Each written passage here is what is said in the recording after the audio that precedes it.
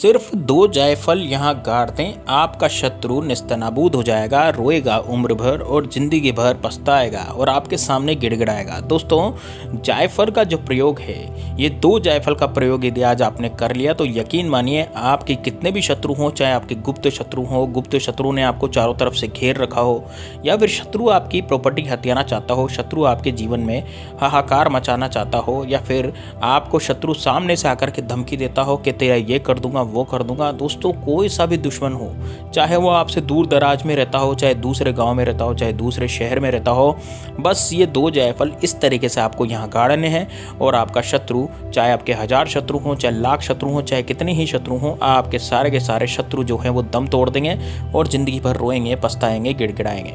तो दोस्तों, जय श्री राम, जय बागेश्वर धाम सरकार, हर हर महादेव। दोस्तों, आपको वीडियो को लाइक करना है ताकि लाइक करने से आप पर भगवान श्री राम की निश्चित रूप से कृपा होगी। साथ ही में दोस्तों, कमेंट बॉक्स में भगवान श्री राम का जयकारा जरूर लगाएं। हनुमान जी, जो पवन पुत्र हनुमान जी हैं, उनका भी जयकारा जरूर लगाएं ताकि आपके जीवन में सारी पनौती उतर जाए और आपके शत्रु का नाश हो जाए। तो दोस्तों देखिए, जायफल का जो प्रयोग है वो प्राचीन काल से ही तंत्र शास्त्रों में किया आता रहा है, लेकिन जायफल का जो प्रयोग है वो पैसे यानी कि धन प्राप्ति में भी किया जाता है और लोगों को, यानी कि जो शत्रु हैं हमारे, उन शत्रुओं को निस्तनाबूद, और शत्रु जो हमारे पीछे पड़ गए हैं, बेवजह हमारे पीछे पड़ रहे हैं, बेवजह हमारी प्रॉपर्टी लूटना चाहते हैं, हमारी धन संपदा को लूटना चाहते हैं, हमारी महिलाओं पर बुरी नज़र डालते हैं, या फिर वो शत्रु जो सामने से आकर के हम पर लड़ाई झगड़े करते हैं, दूसरे के सामने हमें नीचा दिखाते हैं, सामने वाला जैसे कोई नौकरी करता है या कोई भी कुछ भी कार्य कर रहा है, जैसे कोई बिजनेस कर रहा है तो पैसा क्यों कमा रहा है, वैसा सोचते हैं, है ना। वो शत्रु ऐसा सोचते हैं कि ये आदमी पैसा क्यों कमा रहा है, ये इसका आदमी को पैसे नहीं कमाने चाहिए, ये तो हमारी तरह ही हो जाना चाहिए गरीब।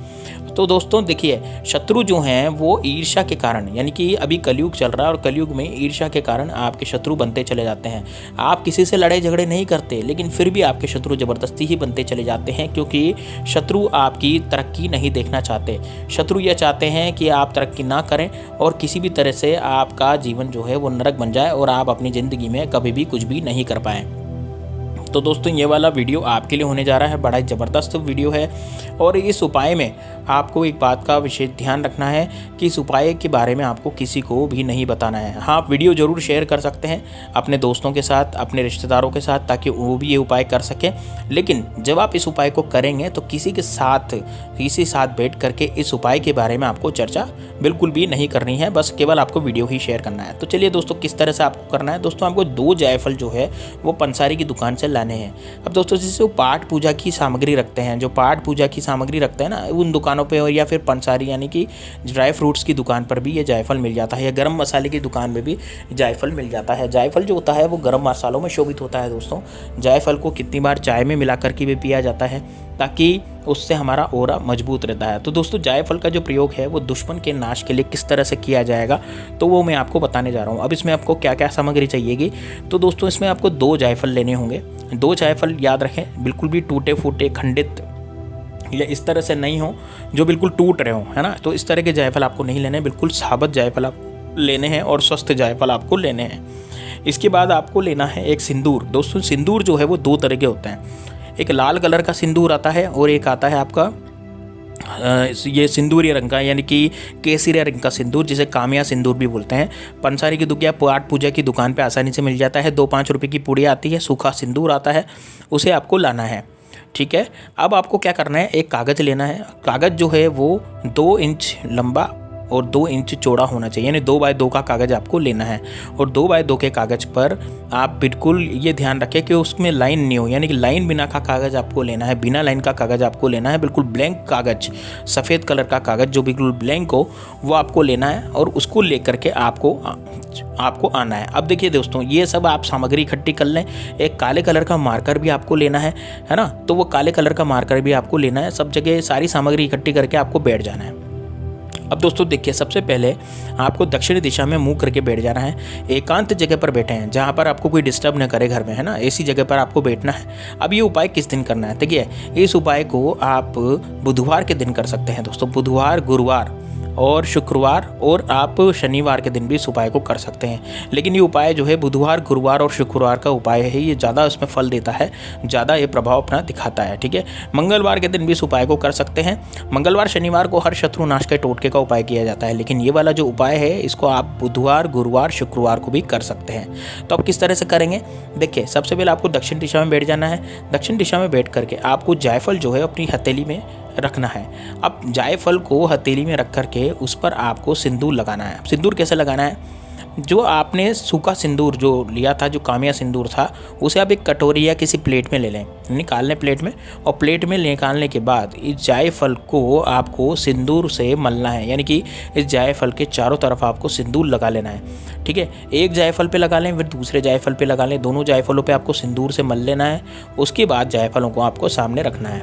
अब आपको क्या करना है कि कागज़ पर अपने शत्रुओं के नाम लिखना है। मान लीजिए आपके शत्रु 1 है, 2 है, 3 है, 4 हैं, तो दोस्तों आप 3 शत्रु तक के नाम लिख सकते हैं। 3 शत्रु तक के नाम आप उस कागज़ पे लिख सकते हैं, वो भी काले कलर के मार्कर से या काले कलर के बॉल पेन से। काली शाही का पेन आपको प्रयोग में लेना है। अब ये ज़रूरी नहीं है कि आप बिल्कुल मार्कर ही प्रयोग में लें या फिर आप कोई बॉल पेन ही प्रयोग में लें, कोई सा भी पेन ले सकते हैं, लेकिन वो काले रंग का चलना चाहिए। ठीक है, तो हमने क्या है, शत्रु के नाम पर काली पोतनी है, इसलिए हम काले कलर का पेन का प्रयोग यहाँ पर करते हैं।